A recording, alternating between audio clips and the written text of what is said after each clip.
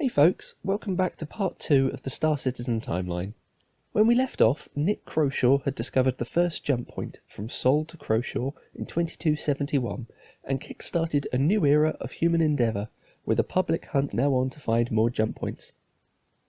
In 2287, after 16 years as a two-system species, a new jump point in the Croshaw system is found by two students from the Martian Institute of Space and Technology, Leona Sono and Neil Niemetto. They share their discovery with the Institute's president, Adrian Zemlock, who happens to be a critic of humanity's expansion into the Croshaw system, citing fears of private companies being given too much involvement in planetary development, leading to issues such as human working conditions. Little does she know at the time that her fears will one day be made manifest, many years from now, in a system called Stanton. You may have heard of it. Anyway, Zemlock, Sono and Niemetto come forward with the discovery, but refuse to disclose its coordinates without assurances that a quarter of the land on all habitable and terraformed planets in the system be preserved for educational purposes. They opt to name the system Rhetor, the word for a master and teacher of oratory, and though it never quite lives up to Zemlock's dream, the system does become a bastion of education, home to some of the top universities in human space. In 2290, NavJumper Antoine Lebec discovers another jump point in Croshaw, this time leading to the Null system. Contemporary folklore claims the system's name comes from a misunderstanding where Lebec replied Null when asked what he had found in the system. Null is considered pretty much a write-off at this point, and so it isn't claimed, but this does have some unforeseen consequences down the line. Between 2287 and 2317, a jump point is found in Rhetor, leading to the Fora system. Unfortunately, we don't have much in the way of lore for this system's discovery, but we do know that it's not exactly a bustling hub of civilization. In 2317, there's an attempt by Tadmor Terraforming Concern to terraform the third planet in the Fora system, Hyperion. During the endeavour, a group of workers spearheaded by Adlaz Dayan formed the Imram Association, an exploration group that becomes a popular way for workers to enjoy their time between shifts. On one such trip, Dayan's scanners pick up a mysterious pocket of radiation. She comms fellow IA members to investigate the anomaly, but by the time they arrive, Dayan is gone. The IA assume that Dayan has found a jump point, but they are unable to locate it. Contacting the government, a military Pathfinder unit is dispatched to begin a search, where they do indeed discover a jump point to the Banshee system, named after Dayan's college nickname. Banshee is a harsh system, with a radiation-spewing pulsar at its centre that was likely Dayan's downfall.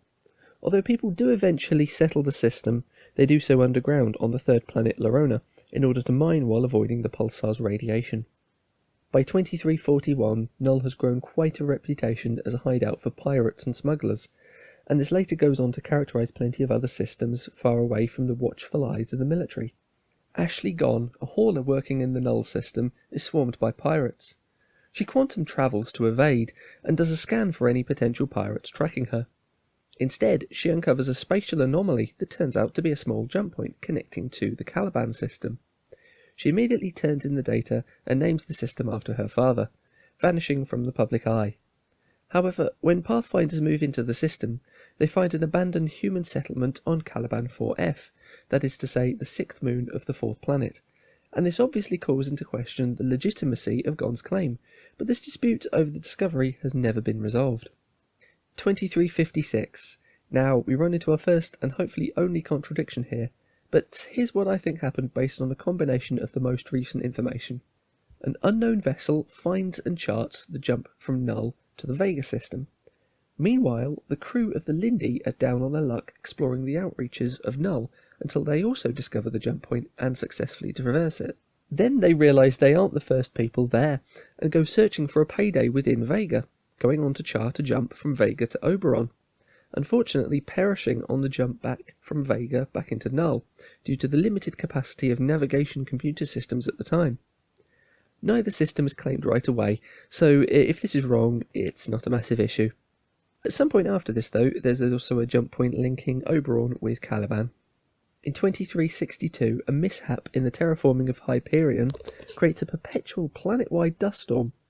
Around the same time, Daiho Ochoa, a contractor for Tadmor Terraforming Concern, working for their partner company Nemo Co., goes missing on a routine patrol. A search party mobilises, but Ochoa then resurfaces and promptly quits without an explanation, or logging his last day's flight path. And if it hadn't been for Tadmore's pressing concerns on Hyperion, they may have picked up on this as suspicious.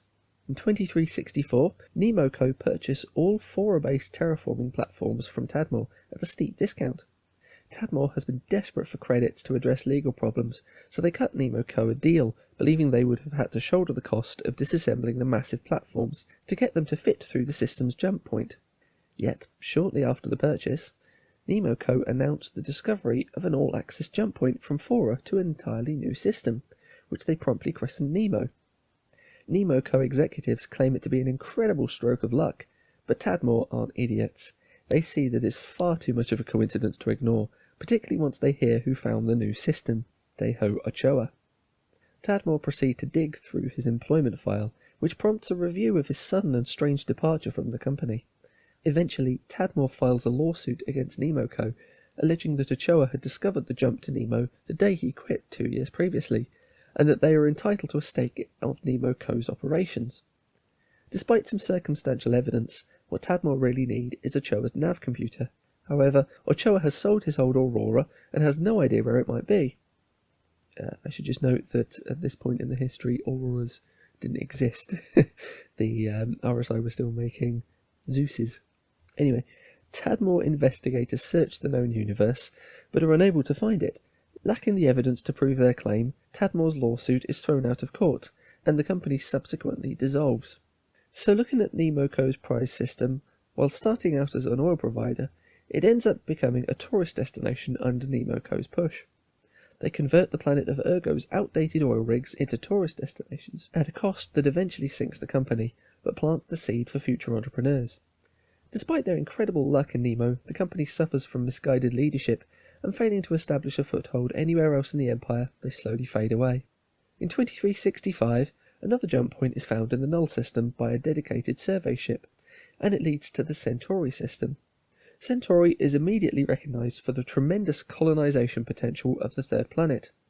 A flag is quickly planted on Centauri 3, and land there is immediately offered at a premium to colonial outfitting groups. The result is Saisei, one of the most beautiful and well-constructed human worlds even today. In the development process, the other worlds in the system go largely ignored, but in the ensuing centuries, scattered resources are discovered on these other worlds, and more scattershot development does take place. In 2380, the heads of governments from around Earth gather for a world summit to discuss the next phase of global initiatives in space and at home. It's claimed by delegate Ivan Tsang that the future of expansion into the stars cannot succeed with competing national, political, or even commercial interests, and he concludes that if we are to set out into space, we must do so as a single unified race. The proposal is made to form a single governing body for Earth and all planets, the United Nations of Earth. Each of the government leaders is asked to return with a referendum to their respective countries. Of course, it's not quite that easy. This sparks conflict between the countries, debating and arguing over the prospect of the proposed formation of the UNE, but though few admit it, everyone knows that they won't be able to maintain a consistent expansion into space on their own. It's only after the global superpowers, including the North American Alliance, start committing to the UNE that the remainder of the countries start to follow suit. Now, bear in mind that this next part isn't necessarily canonical, as it comes from the in-law fiction A Gift for Baba. So, anyway, the transition to the UNE isn't an easy process. When the UNE forms, a group of displeased starmen aboard the warship Stanley capture their captain and take over their ship in an act of mutiny, an event that triggers the start of the Unification Wars. It's unknown whether the state of Asiatica assimilates into the UNE by choice or by force, but by 2384 the dust has cleared from the Unification Wars. Humanity still has its differences, but when it comes to pushing out further into the universe as explorers and pioneers, we now have a unifying body as the United Nations of Earth.